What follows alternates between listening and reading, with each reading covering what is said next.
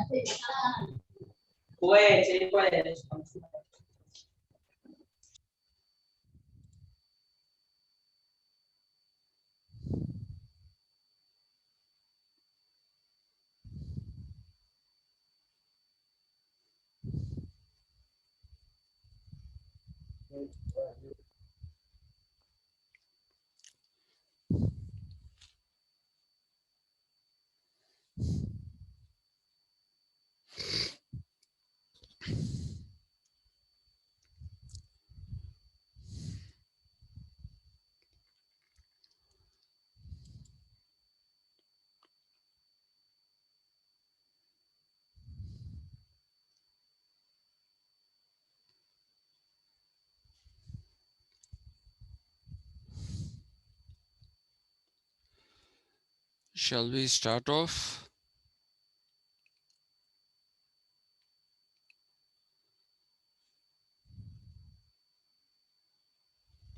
Yeah.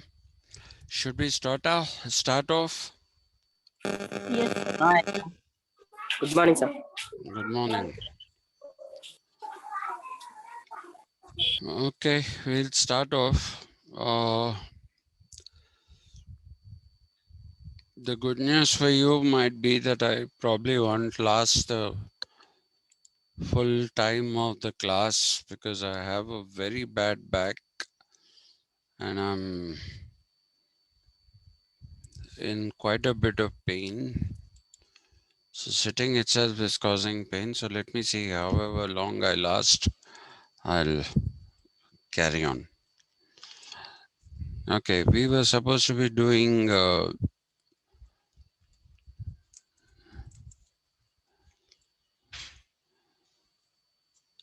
Zeno of Adia, and I told you, obviously, if he's from Asia, he's from the Asiatic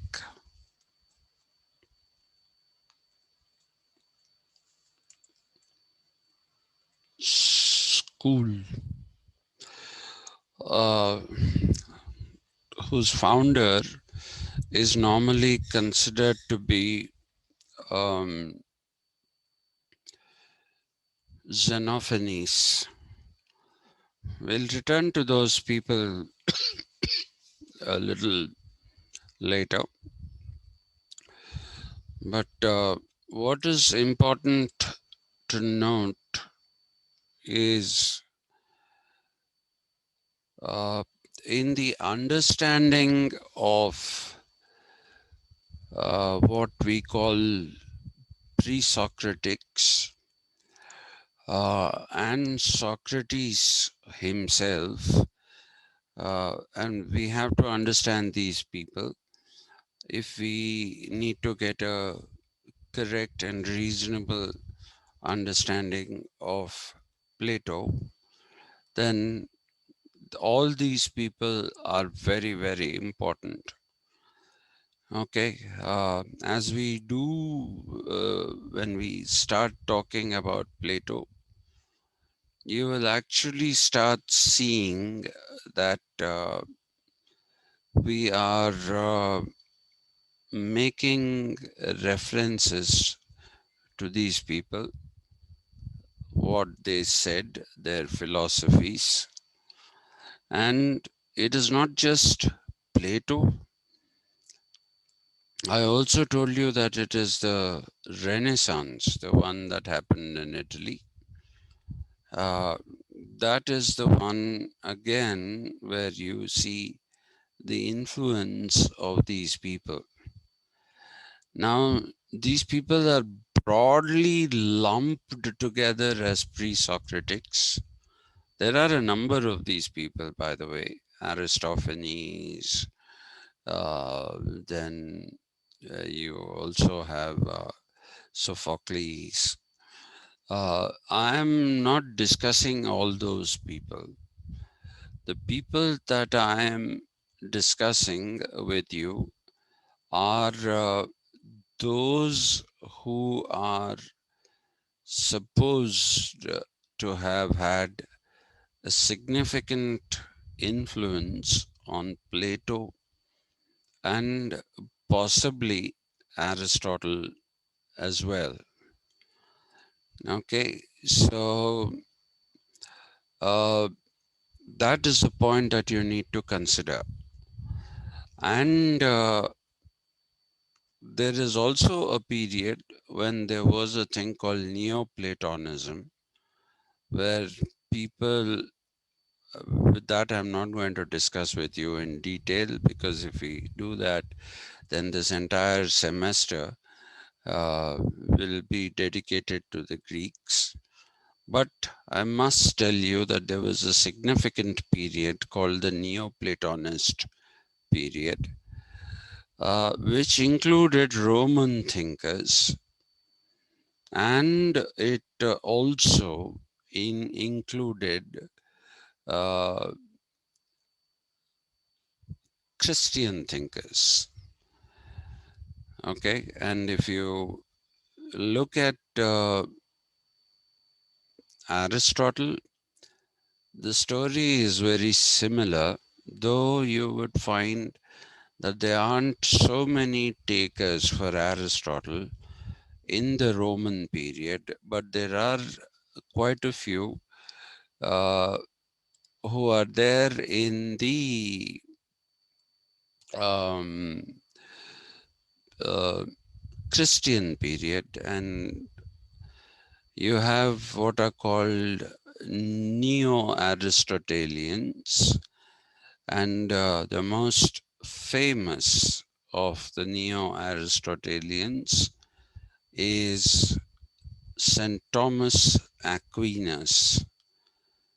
Okay, St. Thomas Aquinas is the most famous among them, and so these people have had a great deal of influence later on.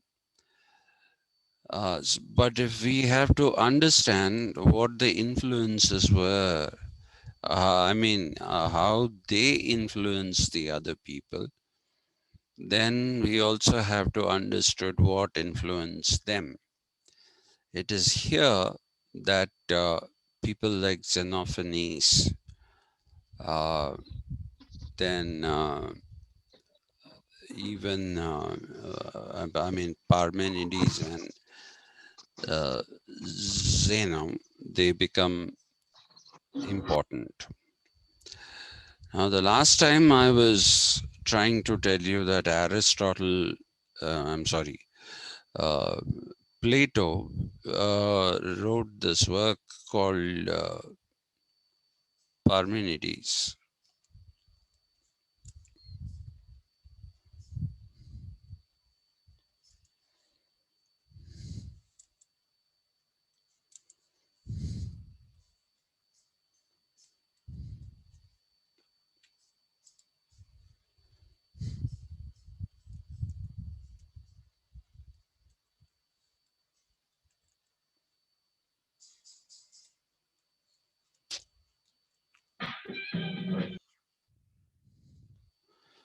This is a very important work.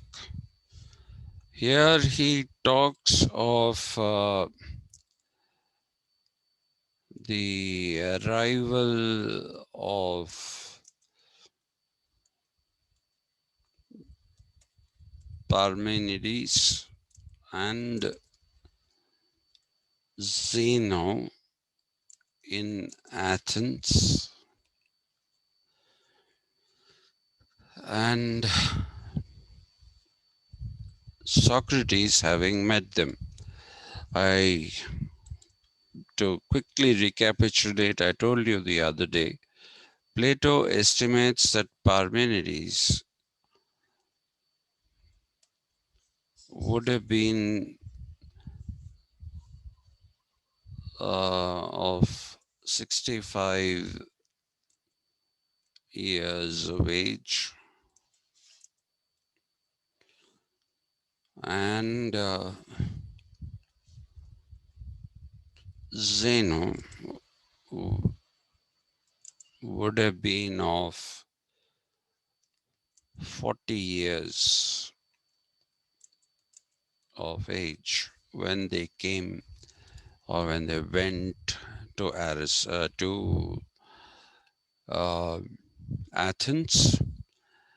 And Socrates was an extremely young man, so doesn't attribute a numeral.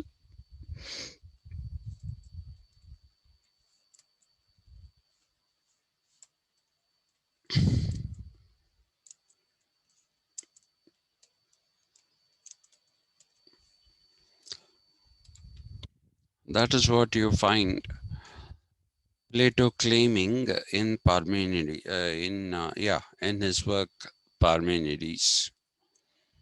And in that, he basically imputes the influence of Parmenides primarily, and also of Zeno on Socrates. Okay, so that's how he talks about them. I was trying to tell you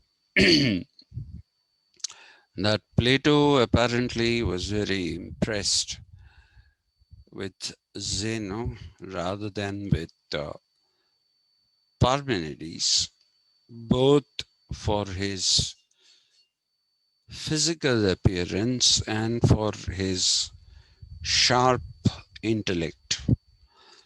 Okay, uh, he considers Zeno to be an extremely good looking man who could hold the attention of people.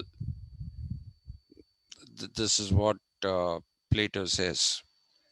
He says he had this pale skin and he had light hair and he was tall and handsome. And if he spoke, people heard him. He doesn't say the same things of Parmenides, though. Okay, but after having said all these wonderful things about Zeno, he goes on to say, one second.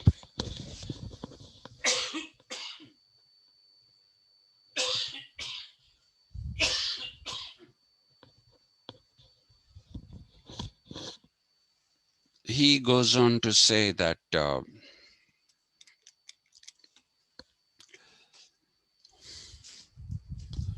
it was Parmenides who Zeno or looked up to, and Zeno seemed to have had a sole purpose, and the purpose that Zeno actually had was that whatever was written by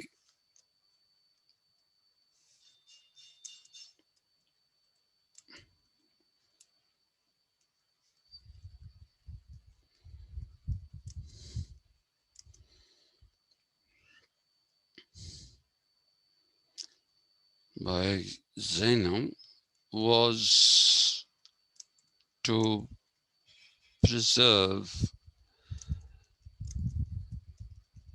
the thought of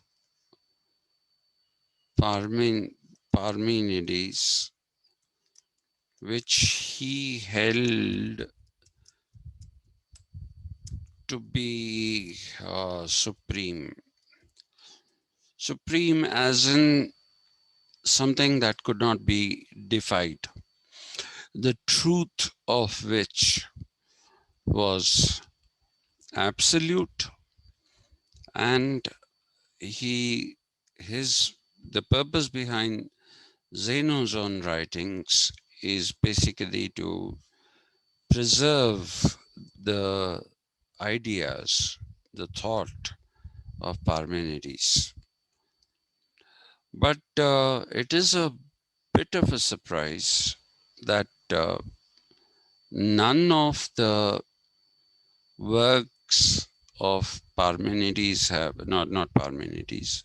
Parmenides haven't uh, they haven't survived. I told you that only fragments of the poem, also called On Nature, are uh, there sometimes. And when it comes to Zeno, even Zeno's works have not survived.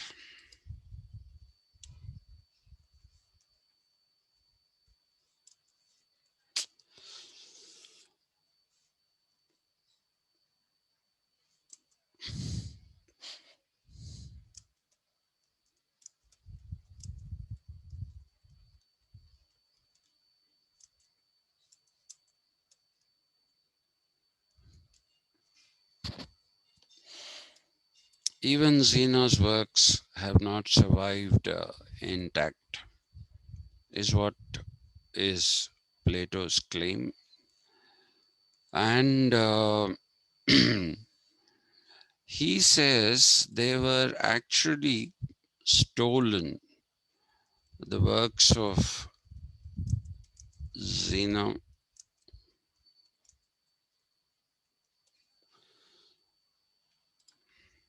were stolen.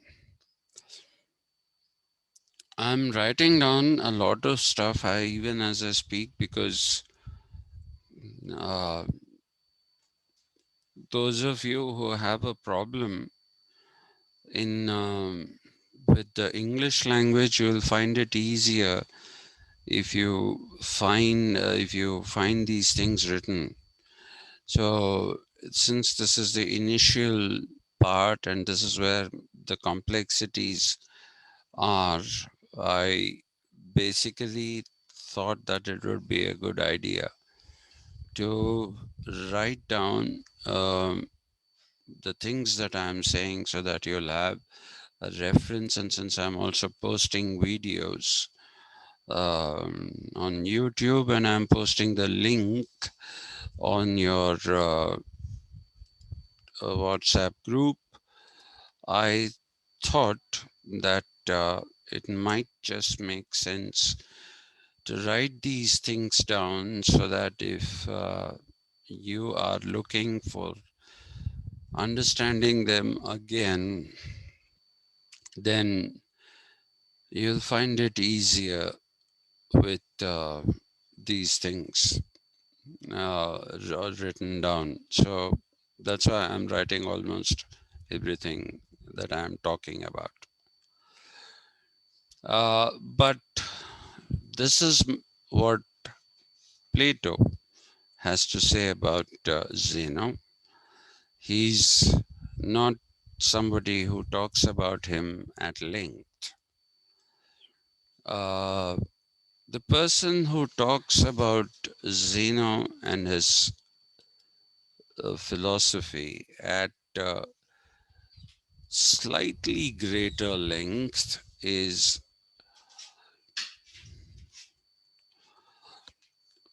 one second. Maya, can you get me some very cold water?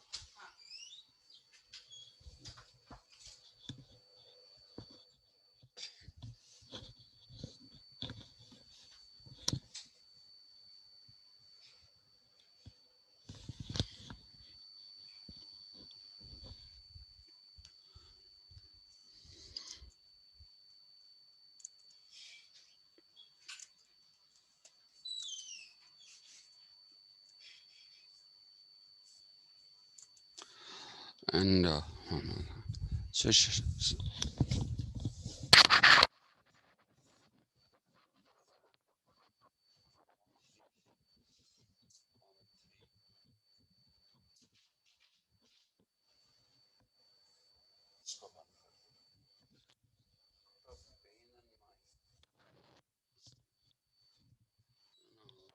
Last.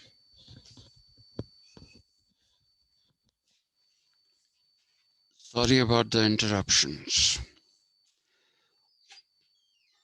Like I said, I'm in quite a bit of pain. Yeah, Aristotle talks more about Zeno's methodology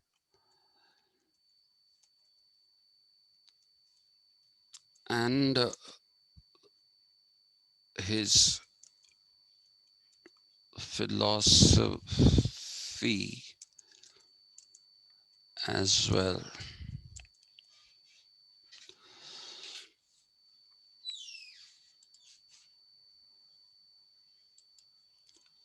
Does anyone know the difference between methodology and philosophy?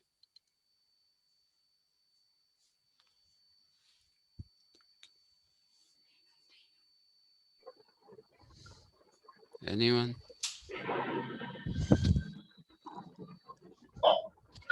Uh, sir, difference, Mm, similarity is there. I think similarity is there. I think so, sir. Both are uh, seeking the truth. Philosophy, mm, uh, yeah, methodology in the science, sir, and philosophy it is a arts. really, you don't have methodology? You have research methodology as a course, ma'am, when Huh? you go to the fourth semester. You have research methodology as a course. Okay.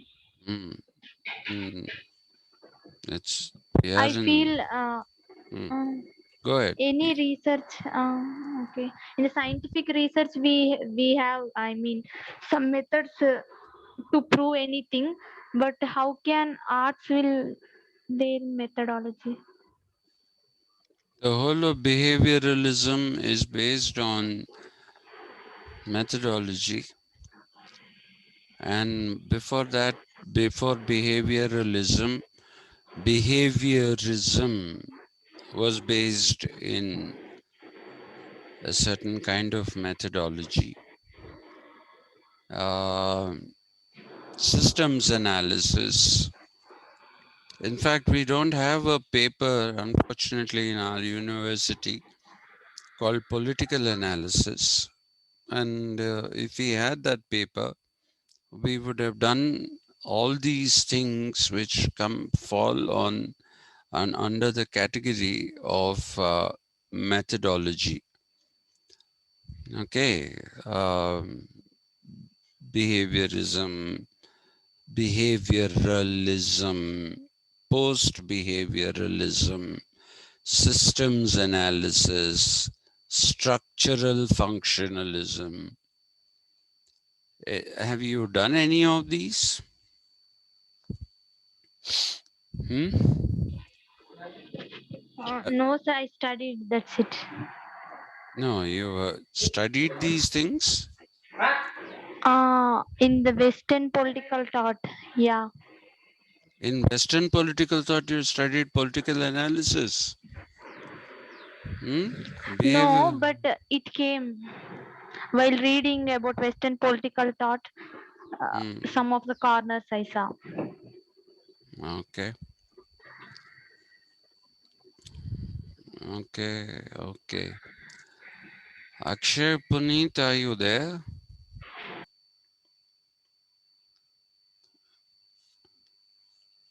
Akshay Puneet.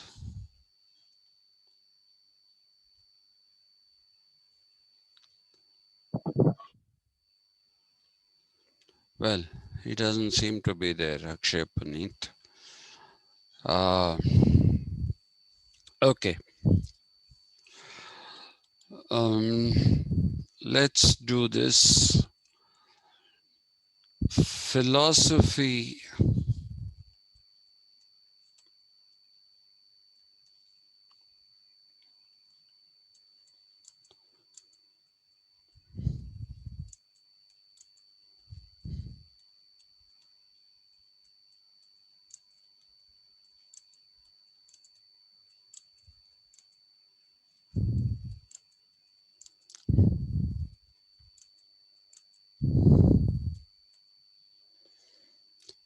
it's a very generalized definition I'm giving you. I'll give you the particular definition when we basically start talking about Plato. I'll give you the actual uh, uh, the thing that exists between philosophy and methodology. Okay, methodology, on the other hand, if you take it literally, is a methodical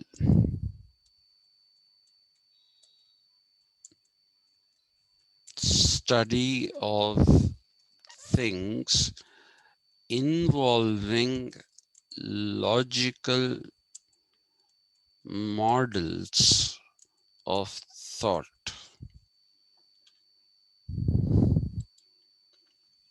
Okay, that is not to say that there's no logic in philosophy, but it is more mathematical. And whereas if you go by methodology, methodology is using a very methodological way of studying, not methodological, methodical way of studying things. And this study involves logical models of thought. You have deductive reasoning, you have inductive reasoning, among the things that we talk about, and we will be talking about them when we come to Plato and to Aristotle. We'll talk about the deductive methodology and the inductive methodology. Okay, so for now, just remember this. Philosophy is something which wants to explain the whole world. What is the world? Methodology does not have such a grand purpose. Okay. In fact, one book that I want all of you to read is, no, this is,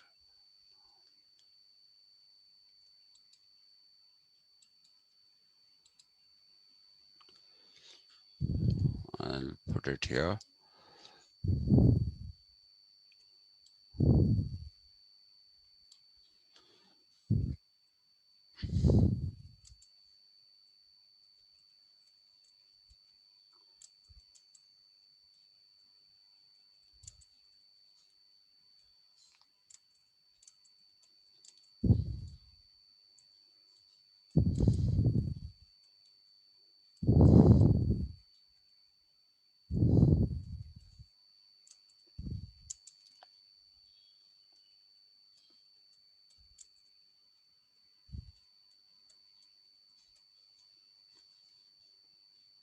Can you see that? The return of the grand theory, it should be. The return of the grand theory to the human sciences by Quentin Skinner. Can you see that? Yes, sir. Yeah. Okay. So that is the book I want you to read, at least the introduction. You don't have to read the full book. Then you'll get a good idea of philosophy and how it operates through this whole medium of a grand theory.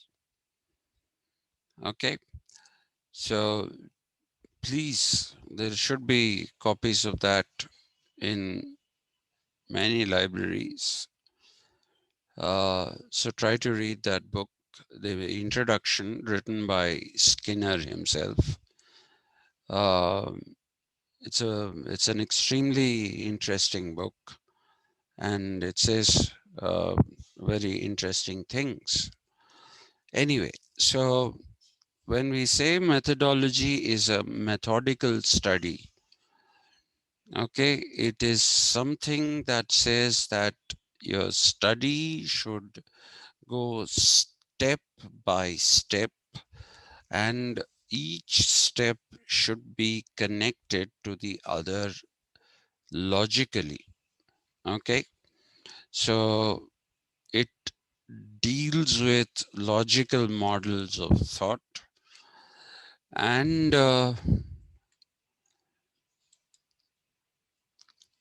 if you are um, and if you are actually looking at uh, what should I say? If you're looking at methodology, it is something that has been appropriated by the more pragmatic variety of studies, which have been given up in Europe and to a certain extent in India as well. But they continue to exist in the United States of America. This behavioralism, systems analysis, and uh, you know, structural functionalism. Okay, they are all there in the United States, but they have been given up by the rest of the world. Okay, it's not taken very seriously anymore. Okay, but let me get back. So it is Aristotle who basically talks. I saw Akshay Puneet return. Yes, sir. Yeah, the return of Akshay Puneet. Ah, that's a nice title for a movie. Let's make a movie star out of you. Hmm? Akshay, will you remind me in the other classes? You know what I'm referring to? Akshay, Yes, sir. the other classes. Remind me to tell you about behavioralism. Yes, sir. Have you studied them? No, sir. I have studied, but not in depth. Okay, behavioralism, post behavioralism, Structuralism. structural functionalism. Structuralism is different. That's a part of philosophy. Okay, if you do structuralism, then you're doing people like Ferdinand de Saussure, then you're doing Claude Levi-Strauss and Noam Chomsky. And if you're doing functionalism, then you're doing essentially sociology, and that too the type of sociology that has uh, the involvement of Talcott Parsons. So structuralism is different, functionalism is different, and structural functionalism, which tries to combine both these two elements, has nothing to do with either of them. I'm talking about the Gabriel Almond structural functionalism and the David Easton system analysis. You haven't done that, have you? No, sir. So remind me sometime in the other class. I'll do that there, not here. Yes, sir. Actually, that comes under political analysis. Okay, that's a paper that should have been there. It's not here. Well, life is like that. Things shouldn't, that need not have been there are there, and lives, the things that should have been there are not really there. Anyway, so let's get back.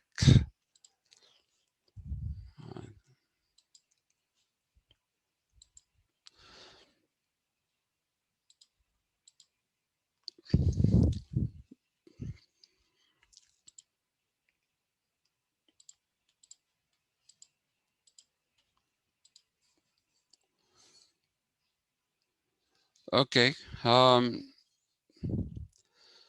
So Aristotle is the one uh, who actually preserved a bit of Zeno's thought. So whatever we know of Zeno today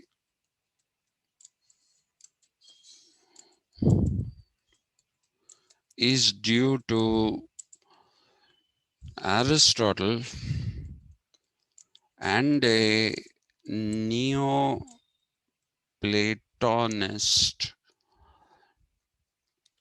called Simplicius of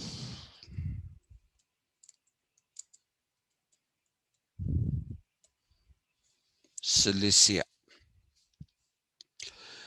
Okay, whatever we know of Zeno is preserved by Aristotle and Simplicius. The reason why Simplicius preserved them is very different from the reason why Aristotle preserved Zeno. For Aristotle, I'll get to that argument in a minute. Let me not get into this particular thing immediately. We should get into it, and it matters. Now, the one thing that Plato mentions in Parmenides about Zeno, okay, is what he calls the paraphrasing. This is, I'm using Plato verbatim. The paraphrasing of the first thesis of the first argument of Zeno by Socrates, that is.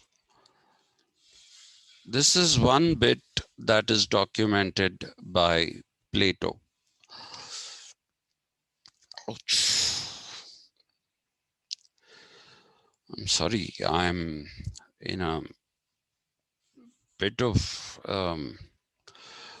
bother with this pain. Uh, so if you find me going, ooh, ah, ouch, it's because of,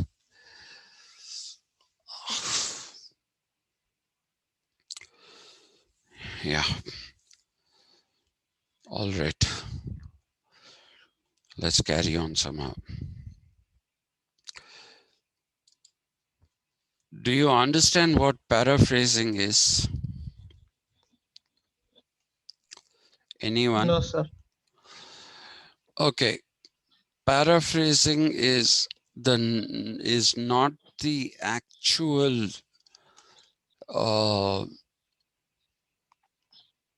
it is not the actual words. That will be called verbatim. Okay. If you quote somebody verbatim, it means you're using the exact same words that were used by a person. Okay, this is what I did verbatim. The paraphrasing of the first thesis of the first argument of Zeno. Okay, this is what I have done verbatim. This is how you'll find it in Plato's Parmenides. Okay, so that will be verbatim. Paraphrasing is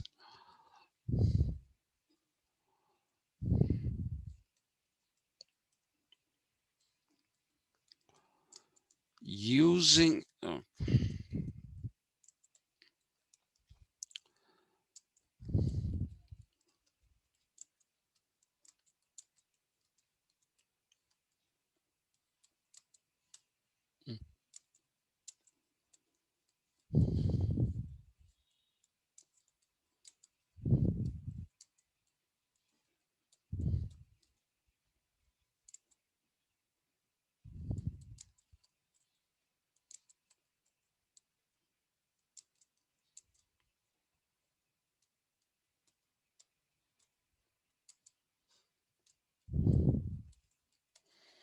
This is what paraphrasing means. Suppose you can't remember the exact words that were used by someone.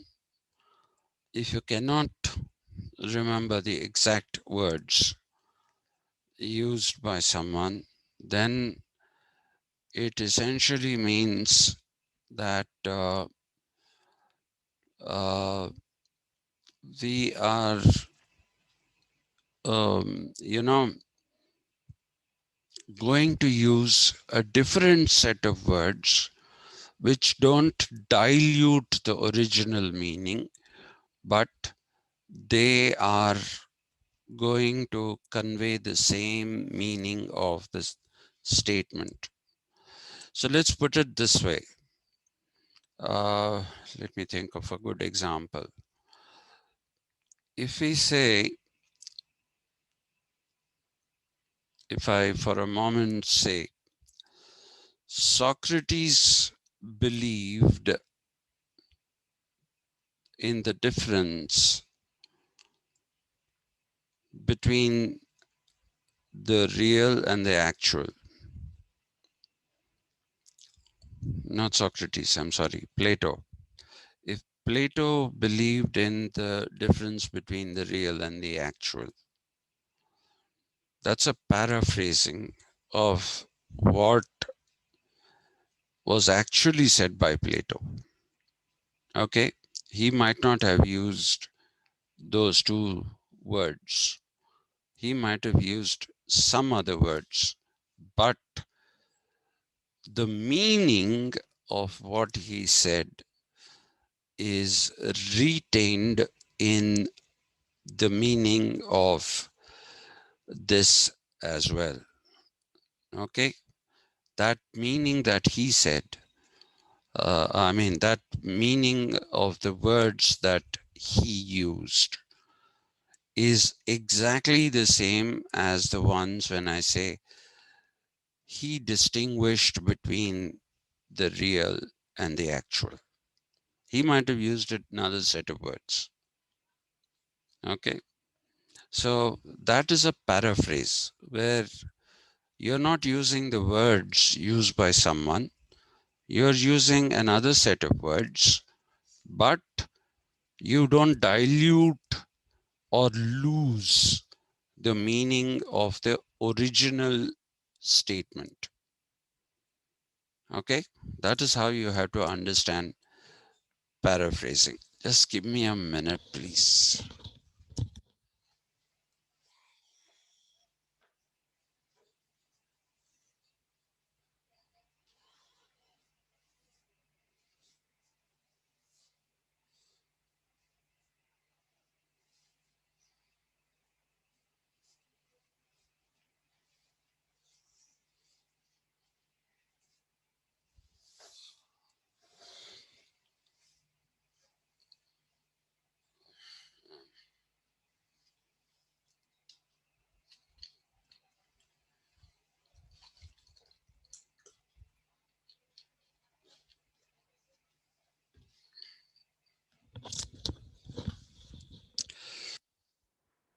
Oh, sorry.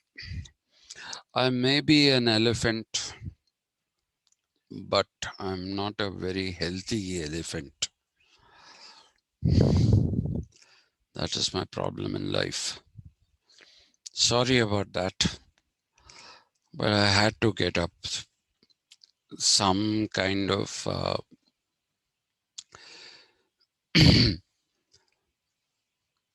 some kind of relief I required, and that would come only if I stood up. Yeah. So I hope you've got verbatim is quoting someone by using the exact same words that they used.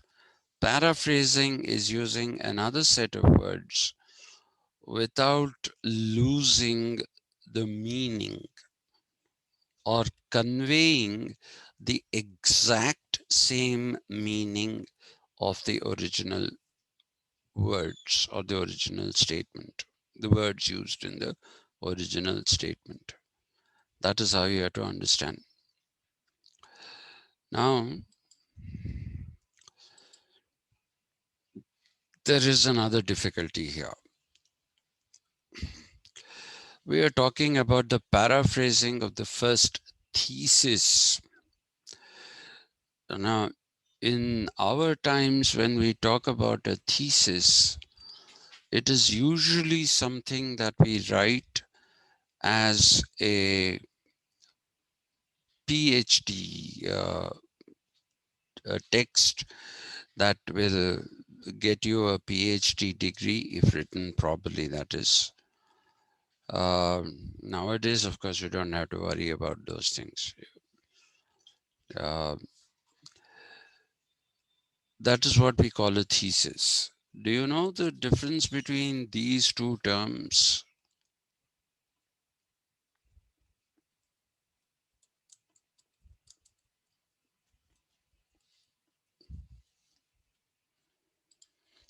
Anybody who knows?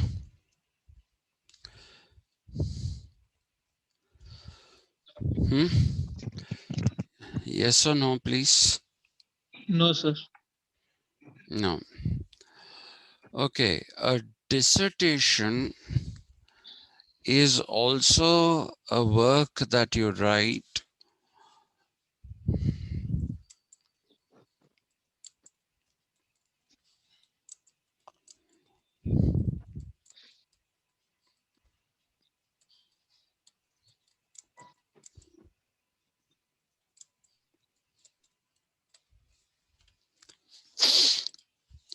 okay. It is a part fulfillment of a course, whereas a thesis is a magnum opus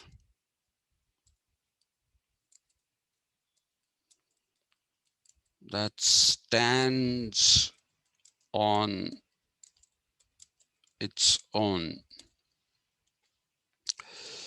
So till recently, now of course the government wants to abolish, but even in Osmania we had an MPhil. When we did an MPhil course, one semester was coursework. Okay, so when we did the coursework, I didn't do it in Osmania. Um, when we did our coursework, we get marks for the coursework. We have a research methodology paper, and you'll also have to do other papers which are, allied to the topic of your research. So while doing an MPhil, Master of Philosophy, okay, that's what it stands for, Master of Philosophy. We used to have coursework for a semester and 1 year of time for writing the dissertation, which is where you write about the topic of research and what have you found out. Okay, and that is called a part fulfillment because you are also adding on, you get marks for the dissertation plus the marks that you have done in your coursework, in the papers that you have done in the coursework. Together, these will become an MPhil degree. So that's why it's called a part fulfillment. You also have to pass the coursework. Now, if you remove MPhil and if you go straight to PhD, which is what the Americans do, the American PhD is they don't want you to do a magnum opus. Okay, it is, I don't know if you know this, you also have an option of doing, what should we call it? A project work at the end of your semester. If you want, instead of doing 2 papers, you can write a project report. Okay. So similarly, what happens in America is you do 4 semesters of coursework. It's like PhD is an extension of an MA. Okay, the PhD there, though they call it a doctoral program, it is nothing but uh, uh, an extension of the MA, because you do 4 semesters of coursework and you have 1 semester or maximum 2 semesters to write your dissertation, because you're doing your coursework, which is 4 semesters. Now in India, they're saying let's abolish MPhil and we should go straight to the thesis, in which case you have to do your uh, your coursework as a PhD student, and your what has so far been called a thesis will now be reduced to a dissertation. It'll be reduced to a dissertation. Okay. I say reduced to because previously a thesis is your magnum opus. It's your very, very original work. Okay. But if you do it as a part fulfillment, why will you do something which is a magnum opus? You'll do something because you won't have the time. You won't have the time, and therefore it will become just one small part of the whole program. So it will become a dissertation. But the ancient use of thesis is not this. Is not thesis is a magnum opus. It is not this at all. The ancient use of a thesis is a supposition.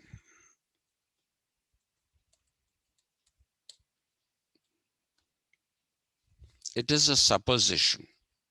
How many of you understand what a supposition is?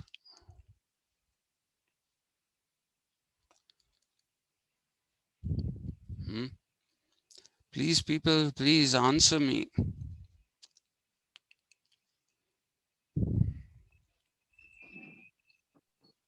We don't know, sir. Okay. A supposition is like this.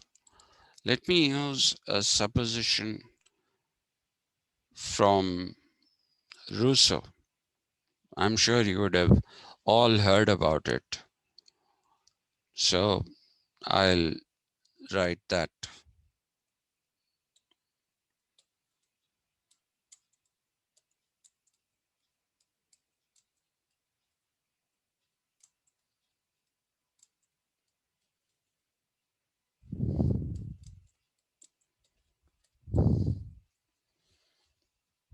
Have you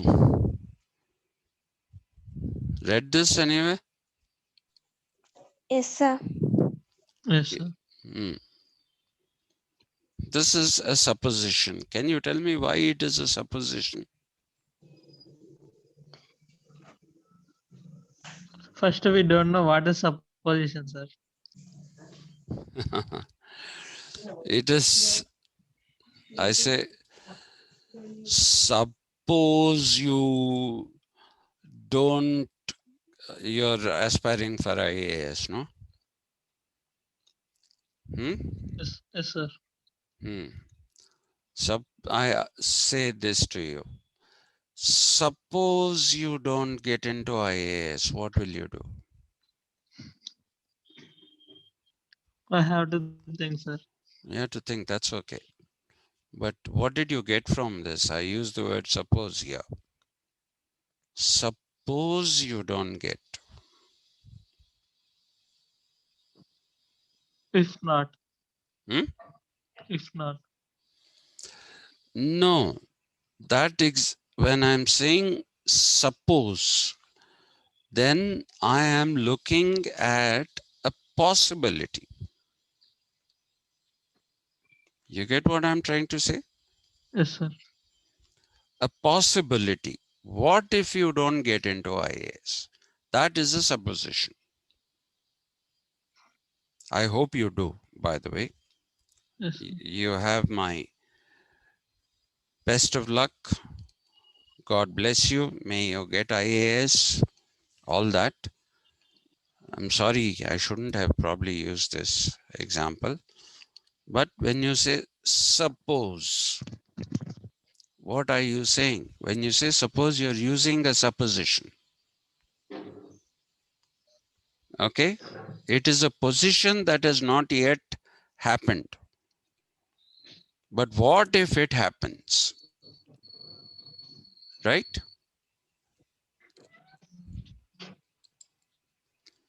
What if it happens? That is the question. So, if it is not yet proven, then it remains a supposition. It has to be proven. Okay, man is born free, but everywhere in chains. Where is the evidence of this? Hmm? What is born free and everywhere in chains?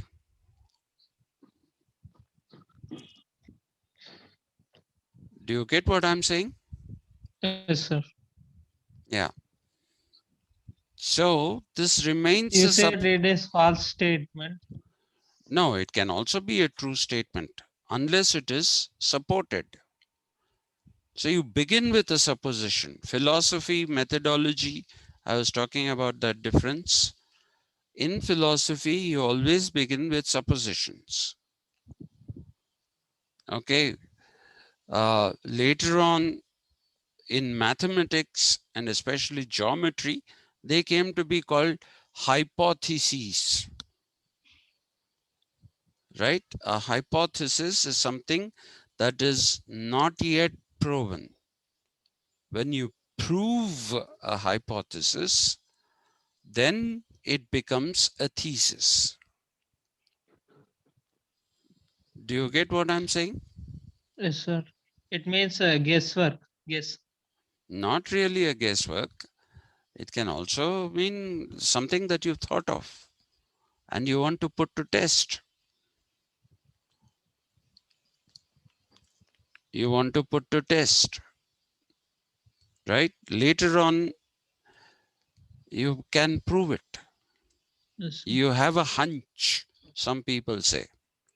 I have this feeling, that this is how it'll be. So you test it out and see if your feeling is right or wrong. So that is a supposition. Okay? Yes, sir. Okay. So, oh,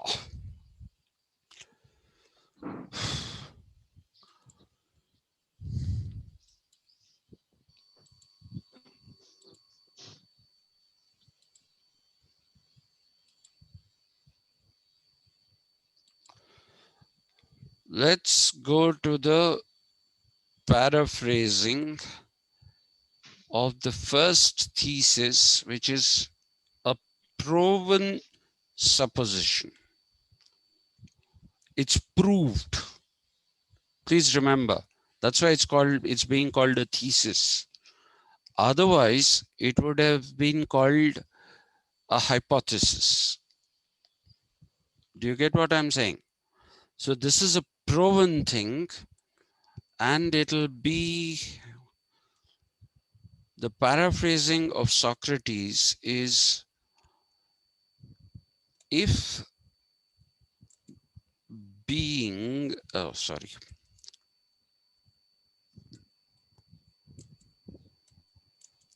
Is many,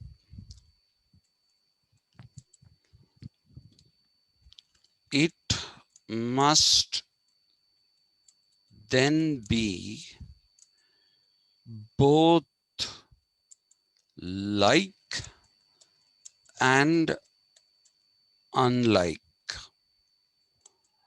And this is impossible because neither like be no, what have I?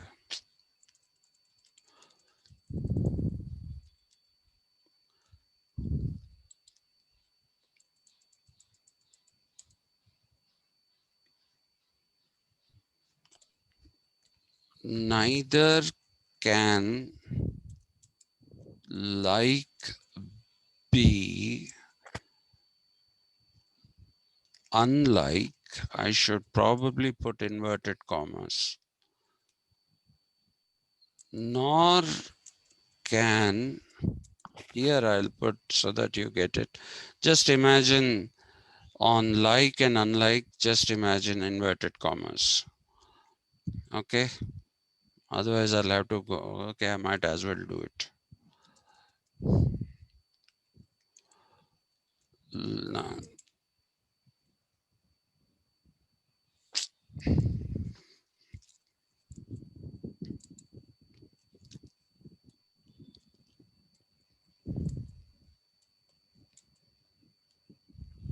Ah, God.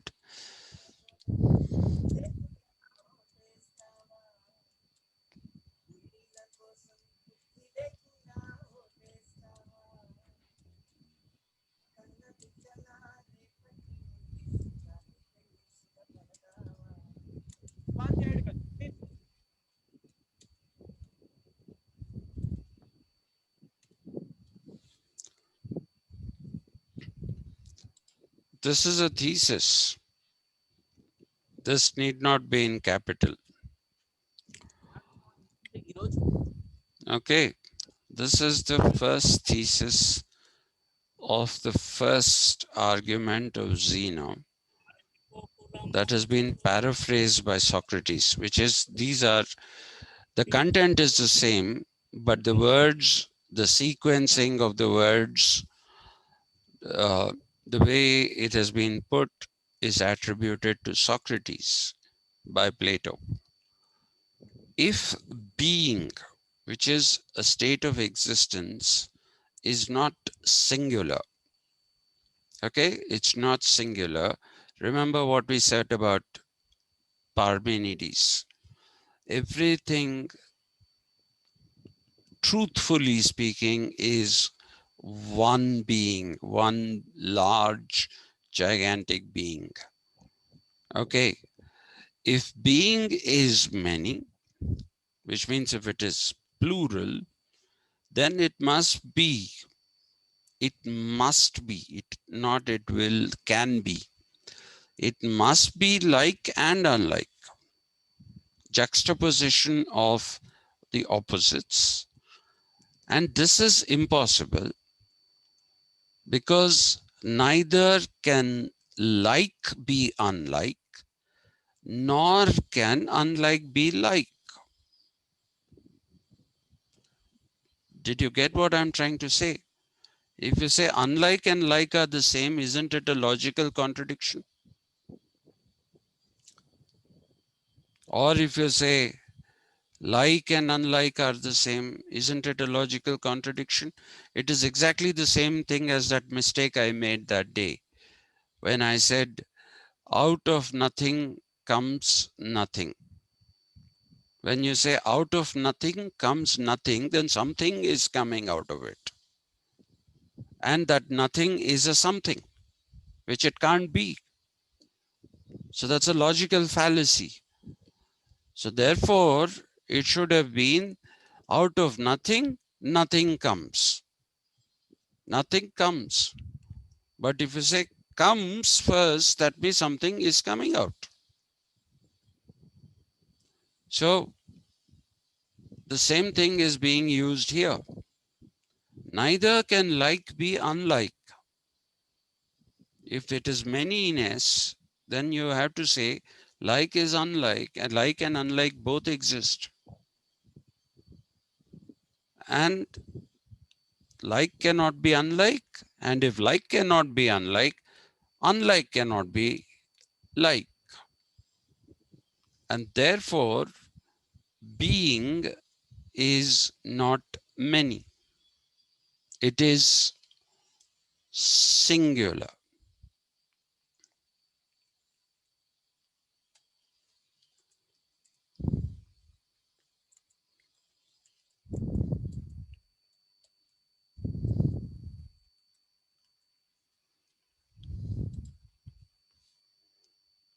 Okay, being, not it.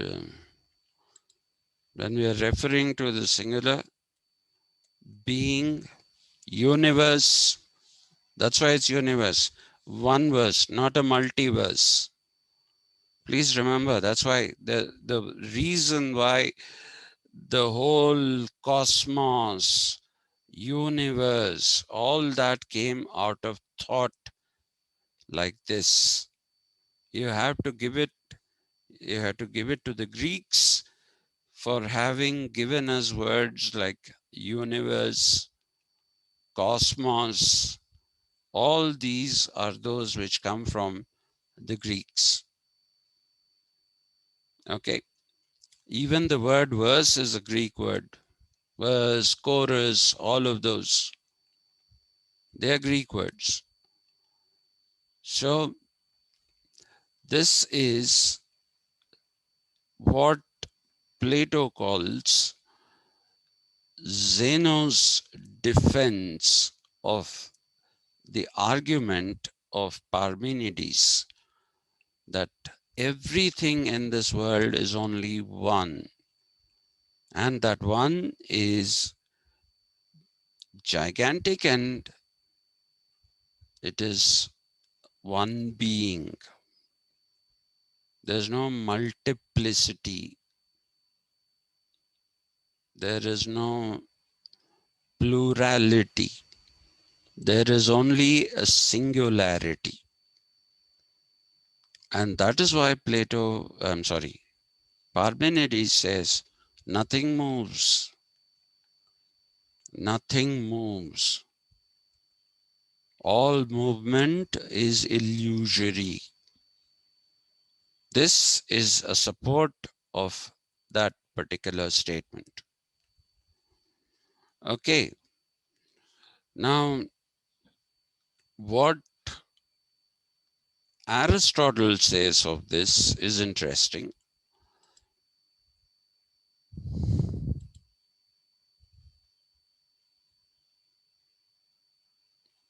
This should be there. Aristotle takes this very uh, paraphrased supposition from Socrates. And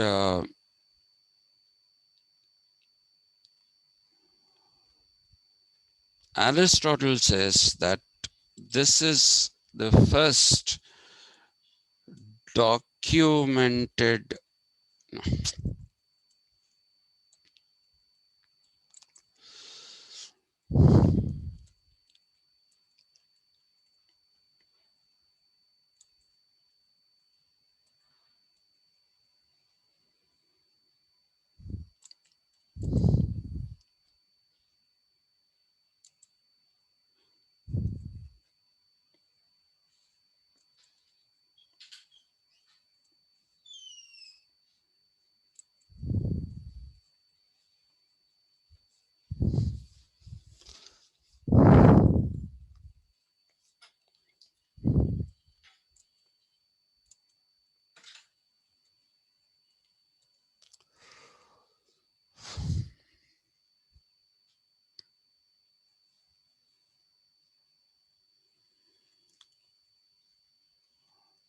Okay, Aristotle says that this particular thing that we find in Zeno, it might have been paraphrased by Socrates, but the argument is Zeno's. He says this is the first example of a proof called reductio ad absurdum. This is, by the way, Latin. Okay, so Aristotle didn't use this particular thing. Uh, Aristotle used a completely different word. I'll come to that in a minute. Okay. Uh, let's translate reductio ad absurdum into English. Can somebody translate? Rachana Garu?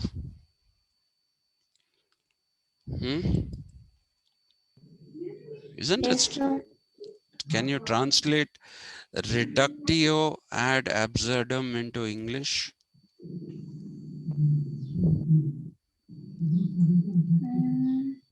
Mm, Hmm. mhm.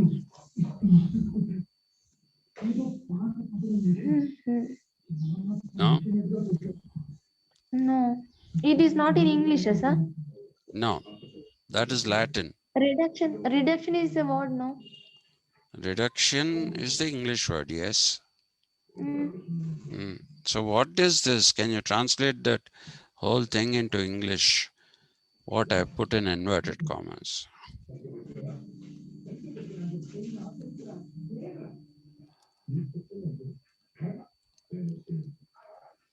Akshay Puneet?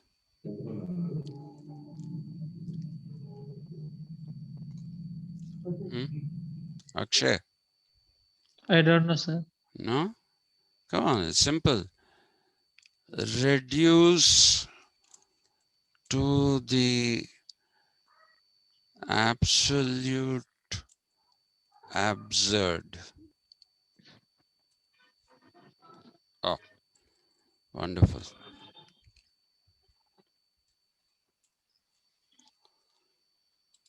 When you reduce something to the absolute absurd, what is absurd? Rationality, Absurd is rationality? irrationality. No, absurd is meaningless, actually.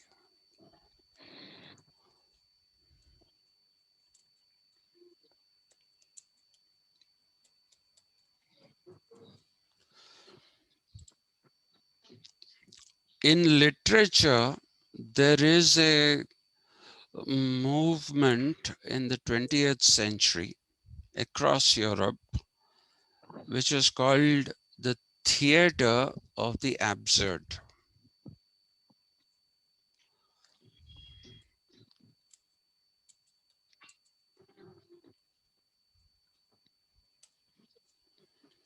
Okay, uh, there is one very famous play written by Samuel Beckett, which is called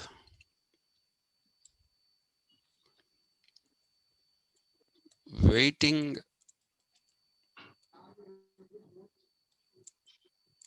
for Godot.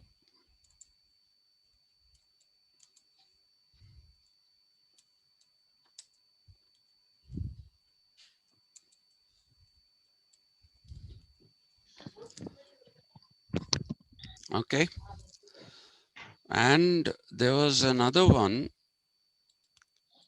There were many, but I'm telling you the ones which are really good.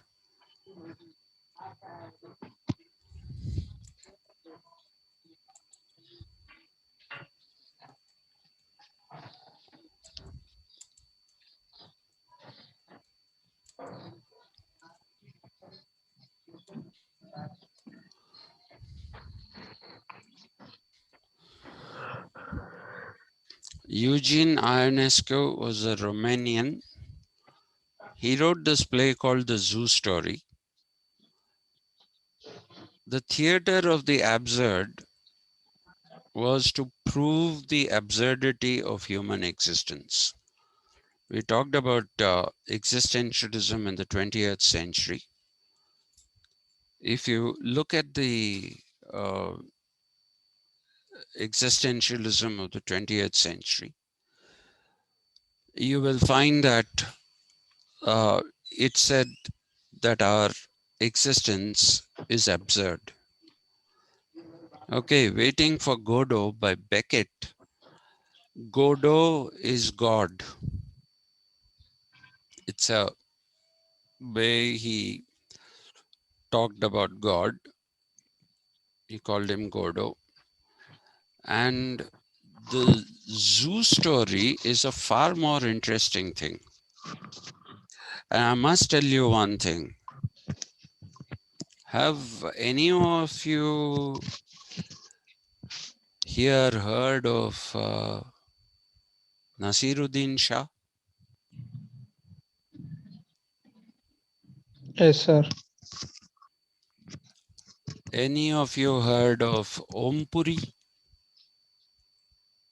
Yes, sir. Very nice. Now, the zoo story is actually a play which is set in a zoo.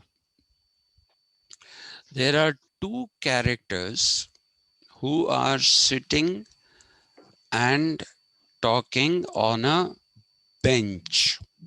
You know, the park bench kind of a thing where people sit. Okay, they're actually called park benches. The whole play is about these two people conversing with each other and reducing everything to the absurd. The first time I saw this play was involving Nasiruddin Shah and Om Puri, and it was in Hindi.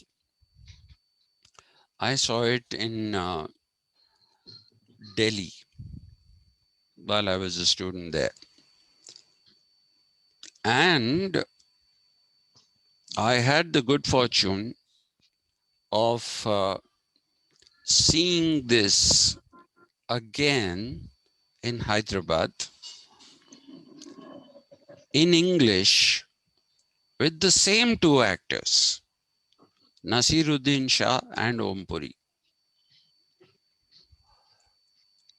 And if you have heard of Nasiruddin Shah and you've heard of Om Puri, I'm sure you have heard of what great actors they are.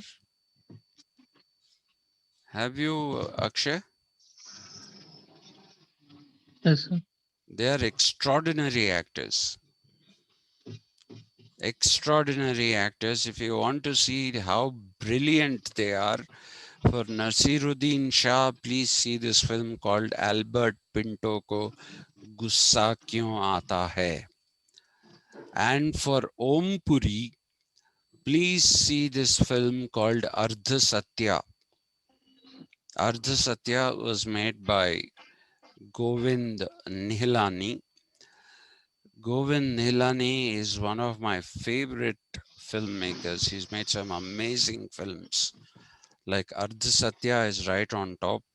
Akrosh, then Droh Kal, all these. Great filmmaker. Hazar Chaurasi Ki Maa. Fantastic films he's made. And these two, seeing them live on stage is a great experience. It's a great experience, and you'll understand what absurd is if you see them. They did it so beautifully. Anyway, so to come back to reality, do you mind if I stop here? I'm in a lot of pain. Okay, sir. People, will you permit me to stop here? Okay, sir. Okay, sir. I'm sorry, but I'm in a lot of pain. Okay, sir. That is what is bothering me. I'm just not able to sit.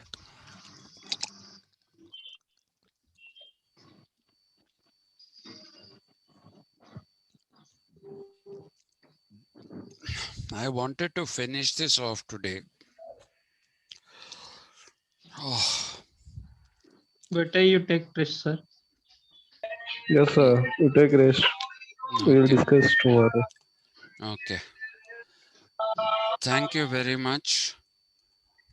I I'm really sorry about this. I shouldn't be ending a class like this. This is the second time it has happened. I'm very sorry. I hope it won't ever happen again. Because the pain is so bad that I'm having trouble breathing. If I take big breaths, the pain is now much more. It's come down to my side. So that's what it is. Breathing has become a problem. So I'll see you tomorrow. And I'm extremely sorry about this. Okay, sir. Yeah. And Okay, sir. we'll Thank you, sir. start. Yeah. We'll start with reductio ad absurdum. We'll start with that tomorrow. Okay. Thank you. Thank you, sir. Thank Thank you, you. sir. Okay, Thank you. okay. Thank you. Thank you, sir. Thank you.